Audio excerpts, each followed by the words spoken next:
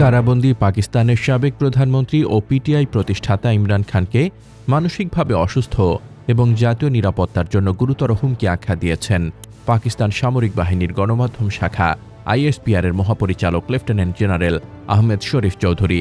রাওয়ালপিন্ডিতে এক উত্তপ্ত সংবাদ সম্মেলনে তিনি ইমরান খানের সশস্ত্র বাহিনী বিরোধী প্রচার নিয়ে কঠোর বক্তব্য দেন। এ সময় ঔদ্ধত্যের সঙ্গে বাংলাদেশের স্বাধীনতা সংগ্রামে ভূমিকার জন্য শেখ মুজিবুর রহমানকে গাদ্দার বলেন এই পাক সেনা কর্মকর্তা।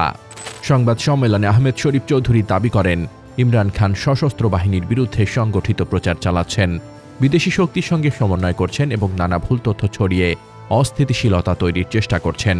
তার ভাষ্য, পাকিস্তানের অভ্যন্তরীণ নিরাপত্তা পরিস্থিতি ব্যাখ্যা করতেই সংবাদ সম্মেলন ডেকেছেন তিনি।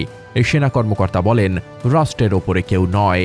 ইমরান খানের নাম উল্লেখ না করে আইএসপিআর মহাপরিচালক বলেন, একজন নির্দিষ্ট রাজনৈতিক ব্যক্তিত্ব যার নাম না নিলেও সবার জানা নিজের অহংকে এমন জায়গায় নিয়ে গেছেন যে তিনি মনে করেন আমি সবকিছু।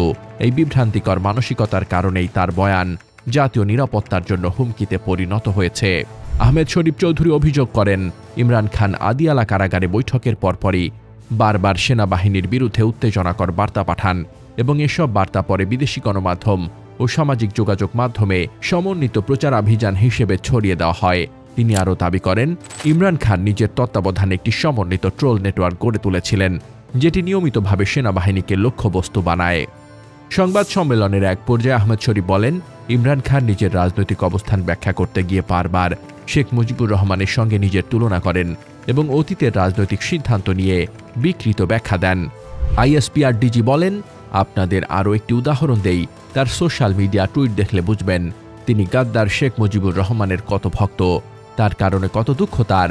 বারবার তাকে কোট করে এবং তার উদাহরণ দেয়, কারণ তিনি মনে করেন তিনি সব বোঝেন, বাকিরা সব ভুল।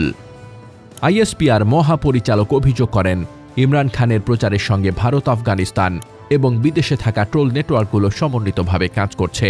তিনি বলেন, একটি টুইটের পরপরই বিদেশি অ্যাকাউন্টগুলো যেভাবে ক্রমান্বয়ে সাড়া দেয় তাতে বোঝা যায় এটি সংগঠিত প্রচারণা।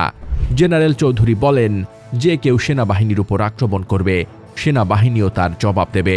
পাকিস্তান সেনাবাহিনী কোনো রাজনৈতিক মতাদর্শের বাহিনী নয়, এটি কেবল রাষ্ট্রের প্রতিষ্ঠান। সংবাদ সম্মেলনে তিনি বলেন, পাকিস্তান সন্ত্রাসবাদ বিরোধী অভিযানে নরম হতে পারে না এবং খারেজি জঙ্গি গোষ্ঠীর সঙ্গে কোনো ধরনের আলোচনার সুযোগ নেই। সাম্প্রতিক সময়ে ইমরান খানের পক্ষ থেকে জঙ্গিদের সঙ্গে আলোচনার ইঙ্গিতকে তিনি রাষ্ট্রবিরোধী অবস্থান বলে উল্লেখ করেন।